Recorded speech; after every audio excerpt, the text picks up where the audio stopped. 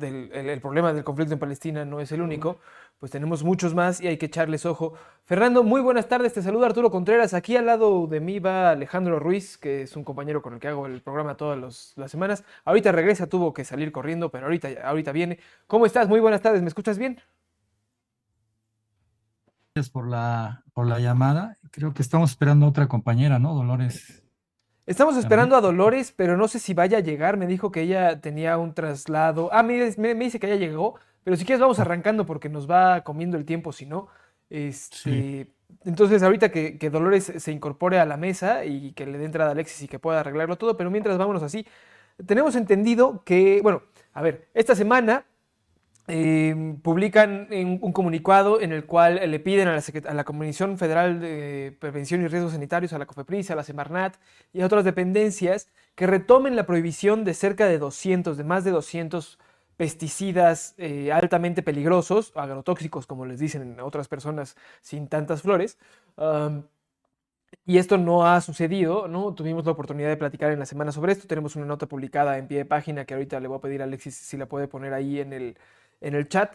Um, y un poco en este marco, en este contexto, Fernando, vas a estar tú el domingo presentando un atlas de agrotóxicos en el mundo que tuviste la oportunidad del que tuviste la oportunidad de escribir un capítulo y que tiene muchas más cosas. Tuviste la oportunidad de escribir acerca de México. Entonces, ¿podrías irnos contando un poquito de qué va este atlas, de cómo se armó y cuál es la perspectiva en México del uso de pesticidas altamente peligrosos? Sí, bueno, aprovechando que Dolores Rojas ya nos está aquí con nosotros, No, yo sí va a creo estar, que bueno, ahorita. sí está con el Ya micrófono, estoy. ya está. Entonces yo creo que sería la persona más adecuada porque precisamente nosotros fuimos invitados por Cecilia, como una compañera, por la Fundación Volt que dirige en México Dolores Rojas, y ella pues ha venido acompañando toda esta idea de los atlas. Creo que podría presentarnos un panorama general, porque los capítulos de México se insertan en la traducción al español del atlas, ¿no? Entonces podríamos tal vez empezar con Dolores y ya precisar en el caso de México, dando continuidad a tu pregunta si están de acuerdo. Sí, bueno, de acuerdo. Dolores, qué bueno que ya estás por acá. Muchas gracias, Sí, lo qué bueno que logré. sí pudiste llegar. Sí, Cuéntanos porque de los Atlas, entonces, un poquito, a es- ver. este domingo se presenta precisamente en la FIL de Guadalajara. Entonces Dolores creo que nos puede iniciar con el panorama por qué el Atlas, por qué México, porque es una publicación muy, muy importante. Sí, muchas gracias. Buenas tardes a todos, a todas. Pues miren, el Atlas, la idea de los Atlas de la Fundación Bol es compilar cifras, hechos sobre ciertos temas. Tenemos el Atlas de la carne, el Atlas de la agroindustria, y ahora hay otros Atlas de los suelos, de distintas cosas. Y ahora tenemos este atlas de los plaguicidas. Eh, este atlas sí salió primero en su versión en alemán, allá en Berlín por la sede, con una visión desde Europa y su responsabilidad con eh, pues la dispersión en el uso de los agrotóxicos en el mundo, ¿no? Y bueno, entonces nos pareció muy pertinente para México y entonces, bueno, sí, en lo que se tenía la traducción, se hizo primero una traducción para España y entonces la traducción para América Latina. Y por supuesto que en todo ese tiempo, pues vino toda esta discusión sobre los agrotóxicos en México. Durante la administración pasada, pues este intento de prohibir el glifosato, intento o no, no sé, medio fallido, pero bueno, y claro, por supuesto que cuando decidimos que sí, que era un tema pertinente para México y que teníamos que meter un capítulo sobre México en el Atlas, por supuesto que pues buscamos la manera que tenemos nuestra amiga común que nos puso en contacto con Fernando Bejarano de la red que ha venido de la red contra los agrotóxicos peligrosos en México, que ha venido trabajando desde hace muchísimo tiempo, ¿no? Entonces, con Fernando, que he de decir que él nos puso además en contacto con otros investigadores, investigadoras, para abordar como los temas específicos que se incluyeron en el Atlas, ¿no? Y bueno, pues gracias a la generosidad de todos estos investigadores que son académicos, y no solo académicos, pero es gente muy comprometida con las comunidades, muy comprometida con el medio ambiente, pues no tuvieron empacho en colaborar con este atlas y poder poner las cifras desde México, de México en el atlas, ¿no? Para el mundo. Flores, un Sí. poquito, pues, ¿cuál es la situación del uso de pesticidas y agrotóxicos en el mundo? ¿No? Sabemos que el monocultivo es algo que está, pues, Muy diseminado gracias al generalizado, sí. modelo capitalista y gracias al modelo agroindustrial de Sí. desarrollo y de agroindustria que tenemos, ¿no? De cultivo que tenemos. Sabemos que, por ejemplo, en África se cultiva un montón de cacao, ¿no? Que México, incluso siendo la cuna del cacao, importa cacao. Hay Ujú. lugares en los que se usa un montón de soya, ¿no? Y que hay un montón de implicaciones y de devastaciones ecológicas gracias a estos tipos de modelos. Entonces, un poco, ¿qué señala este atlas? ¿Hacia qué va apuntado? ¿Qué nos refiere? ¿Qué nos dice? Bueno, justo sí te muestra pues lo extendido que está el uso de estos agrotóxicos en el mundo, cómo es en efecto un negocio, lo que anima a todo esto es básicamente el negocio y por supuesto el negocio que tienen quienes producen las semillas y lo juntan con los agrotóxicos y pues luego le ponen los fertilizantes y pues tienen el negocio completo, porque además está súper concentrado este negocio de semillas, agrotóxicos y eh, fertilizantes, ¿no? Entonces está muy extendido en el mundo, pero por supuesto muy concentrado también quienes se benefician de ese gran negocio, ¿no? Eh, Tenemos las grandes extensiones para hablar del continente, pues en América del Sur, ¿no? Brasil, Argentina, México, digamos, es el cuarto consumidor de agrotóxicos si contamos Estados Unidos, por supuesto, ¿no? Después de Brasil y Argentina. Entonces, sí hay una cuestión muy, muy extendida del uso de los agrotóxicos. Aquí está el atlas que vamos a presentar el domingo. Y entonces, bueno, nos da esas cifras, pero yo creo que bueno, da muchas cosas. Habla, por supuesto, de que este tema no es nuevo. Ya desde 1900, desde los 60, 64, si mal no recuerdo, había una investigación que se hizo muy famosa pues, por los usos del DDT, que además en nuestro país se sigue usando. Ya Fernando nos hablará de esas cosas, pero digamos que la crítica al uso indiscriminado, porque se subestimaron los riesgos desde siempre, ¿no? Justamente porque, bueno, pues porque, ay, qué rápido se acaba con esta plaga, lo coloco y no me importa y no mido los impactos que puede tener en el corto, mediano y largo plazo, ¿no? Entonces, sí en el ambiente, en los ecosistemas y en la salud de quienes lo aplican, porque por supuesto las primeras víctimas son los trabajadores en nuestro país. Y de eso también lo mencioné el Atlas, hay un subregistro, hay una invisibilidad hacia los jornaleros, sobre todo los jornaleros indígenas, que por su propia vulnerabilidad, pues no se contabilizan en el asunto, en los daños, ¿no? Pero por supuesto que hay en los trabajadores en general, pues es la primera línea de, digamos, de exposición a los agrotóxicos con las tremendas, tremendas consecuencias en su salud, ¿no? Decía por ahí un trabajador argentino, ¿no? Es que los agrotóxicos hacen con la tierra lo que me está pasando a mí. Él murió, por supuesto, todo muy mal, se fue. Él dice, me estoy secando, ¿no? Me estoy muriendo y así mata a la tierra y mata pues a la tierra, no a la tierra solo el suelo, sino a la tierra en general, al planeta, ¿no? Entonces, pues de eso habla el Atlas de los plaguicidas, ¿no? de ese negocio que es ese negocio global.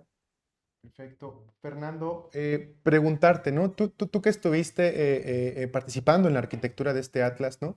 Tenemos justamente, o sea, el dato de que son estos 204 plaguicidas autorizados por la COFEPRIS y que de estos 151 están prohibidos en muchos países que de hecho son socios comerciales de México, ¿no?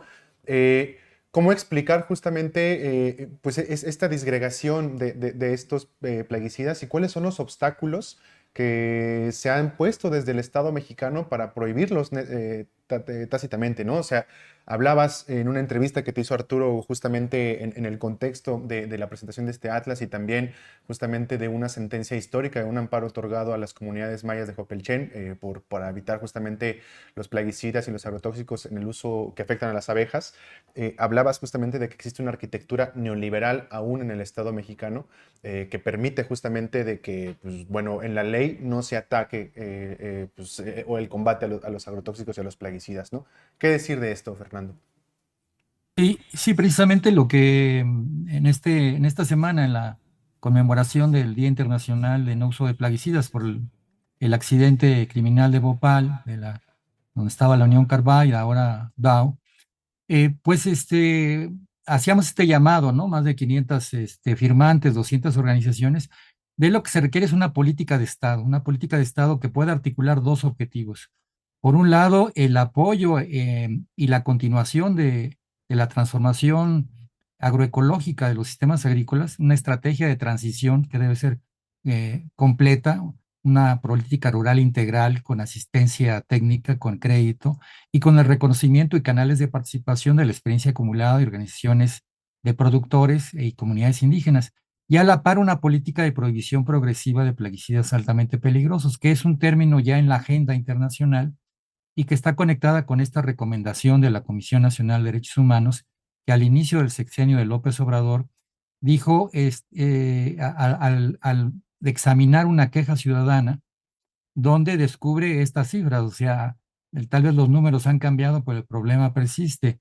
Una enorme cantidad de plaguicidas altamente peligrosos, clasificados según criterios de la FAO, de la Organización Mundial de la Salud, y de organizaciones internacionales que compila PAN Internacional, la Red Internacional de Plaguicida, el Pesticide Action Network, muchos de estos prohibidos. Entonces ¿qué obstáculos hay? Pues estamos frente a una herencia de una arquitectura jurídica neoliberal que no se ha desmontado.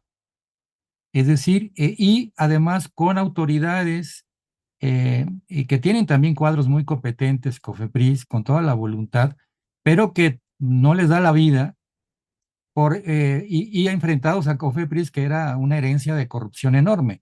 Recordemos que COFEPRIS ha tenido varios cambios en los titulares, pero el peligro actualmente es que si siguen las restricciones presupuestales estos organismos, igual que en Semarnat, donde hay gente muy competente, o COFEPRIS, pues no van a tener el tiempo y los recursos humanos para poder atender y cambiando esta arquitectura jurídica para poder diseñar esta estrategia de transición y reflejar esa voluntad política con metas e indicadores precisos. La recomendación de la Comisión Nacional dice, el que tú hayas permitido que estos plaguicidas entren al mercado y que la exposición, la población esté expuesta a una mezcla de sustancias tóxicas que pueden causar efectos crónicos graves e irreversibles, como el cáncer, problemas hormonales, daños reproductivos, la afectación de abejas. El que tú hayas permitido que se vaya acumulando eso, está violando derechos humanos fundamentales de la población, que tienes la obligación de prevenir y promover. Entonces, este problema continúa. Es una llamada de atención para que esto, pues, se responda en una política articulada. ¿Por qué una política articulada? Porque no es solo el problema de COFEPRIS, tiene que ver también con la intervención de SADER, tiene que ver con la intervención de Semarnat, tiene que ver con la intervención de Senapres en el caso de insecticidas usados en control de vectores en las nebulizaciones. Entonces, si no hay esta articulación con este reconocimiento, se requiere esta política de Estado, los problemas se van a ir acumulando y no le va a quedar otra a las comunidades de seguir organizándose, meter pleitos legales, movilizarse para defender su vida y su territorio. Entonces pensamos que estamos a tiempo precisamente para ahorita, en este momento, que está elaborándose y revisándose en el Congreso los presupuestos y elaborándose las metas e indicadores para el Plan Nacional de Desarrollo, pues es una llamada de atención a este problema, entre esta infinidad de problemas a los cuales se quiere enfrentar, pero que requiere un cambio de mentalidad, un reconocimiento de las autoridades, pero también la capacidad de poder articular, porque muchas organizaciones, técnicos, científicos, estamos dispuestos a colaborar en este esfuerzo si vemos claros que hay esa voluntad política para abrir esos espacios, ¿no? Profundizando lo que ya se ha hecho en la sección anterior. Y los obstáculos principales no son del Estado, son de los grandes poderes, y en el caso del glifosato es paradigmático. Las transnacionales con las empresas que venden plaguicidas que han perdido la patente, genéricos, se organizan, están dentro del Consejo Nacional Agropecuario, en el caso de las transnacionales con Prosid, y tienen toda la fuerza y el cabildeo para poder impedir este y otros, no solo el caso del glifosato, hubo, iniciativas muy loables en el Senado que también fueron paradas también con el cabildeo que hicieron a miembros de las comisiones de agricultura provenientes de esos estados donde domina el agronegocio, ¿no? Así es, captura corporativa, le Así decimos, es. ¿no? Y Y que entonces, son, solo para perdón. terminar, esto que nos ofrece la Fundación Henry Bogle es muy interesante. Yo invito realmente a consultarla, está ya en su página, porque tiene una enorme cantidad de información y pues nos da cuenta de todo este problema global que requiere pues también la comunicación y la participación ciudadana en todo el mundo, ¿no? Nos va acabando poco a poco el tiempo de la entrevista, pero creo que si le echamos ganas, si nos ayudan ustedes dos a hacer un cierre breve de 1 minuto cada quien, creo que podríamos tomarnos un cachito más de estos minutitos. Entonces, cuando hablamos de agrotóxicos, hablamos de un montón de implicaciones sociales y de salud para las personas donde se aplican estos agroquímicos, ¿no? Estos pesticidas y demás, pero también hablamos del otro lado de un negocio increíblemente grande para unas cuantas personas. Entonces, además, uno de los pasos para ir acabando con esto, creo, es primero leer el informe, por supuesto, pero ¿qué otros pasos podremos ir dando y cómo podemos ir siguiendo una ruta a un mundo libre de agrotóxicos? Sí, bueno, como dice, sí, enterarnos, informarnos y por supuesto cuidar lo que nos llevamos a la boca, ¿no? Entonces yo creo que mucho también estar informados sobre, porque eso sí, los agrotóxicos llegan a nuestra mesa, ¿no? Están en el aire, en el agua, entonces sí, tenemos que eliminarlos. eh, y pues pasa por eso, por exigir a las autoridades, por exigir que no haya conflicto de interés, que no haya los corporativos incidiendo en las leyes, o sea, ellos tienen que ser regulados, las corporaciones en todos los ámbitos, lo vemos en la minería, en el agua, bueno, pues este es uno más, un ámbito más en donde tienen que ser regulados y entonces ellos no deben participar de la elaboración de leyes, ¿no? Se debe de regular, debe eliminarse la captura corporativa y el conflicto de interés. Y por supuesto tenemos que apoyar muchísimo a todos los que están haciendo un esfuerzo por producir libre de agrotóxicos. La producción agroecológica, por supuesto, es una alternativa y es factible, ¿no? Entonces, pues yo diría por ahí, y sí, visiten nuestra página mx.boel, b de bueno, o ewl.org, y ahí busquen el atlas se llama así, está como atlas de los pesticidas. Nosotros en el capítulo de México, haciendo caso a la recomendación de los expertos, pusimos perdón, el capítulo sobre los plaguicidas en México y, y bueno, para que se enteren de lo que pasa en el mundo y lo que pasa en México con esto, ¿no? Y por supuesto, organizados somos más fuertes y podemos hacer algo, ¿no? Nada más eso diría. Gracias y gracias por este espacio. No, hombre, gracias a ti, Dolores. Fernando, ¿con qué nos vamos? Bueno, pues agradecer a Cecilia Navarro, que fue el que nos fue el intermediario para esta recomendación, también a Aurora Elizabeth Rojas García, José Francisco Herrera Moreno y a El Bernal, que pertenecen a la red de toxicología de plaguicidas, muy importante red en varias universidades, también a Guadalupe Ponce Wells y Francisco Verdín, donde en los capítulos pueden decir, a pesar de que el DDT está prohibido, hay evidencias de que se sigue encontrando, quiere decir que hay un uso clandestino, hay un uso ilegal.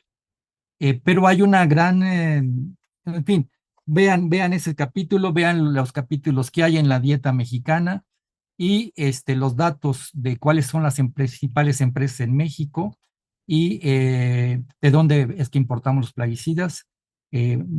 Consulten el Atlas, difúndanlo y para los interesados más en otros temas, nuestra página también www.rapam.org encuentran más información.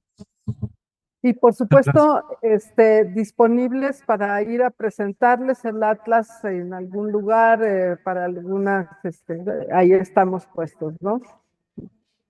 En la Pues, fundación también. Sí. a ver si logramos armar como alguna tertuliana o alguna cosita así, Órale, porque estaría bueno. va, A ver que si se nos haga. animamos. Muchísimas gracias, Bueno. Fernando Dolores. Nos vemos Hasta pronto. luego, chao. Hasta luego. Gracias. Saludos Sí. a todos y a todas.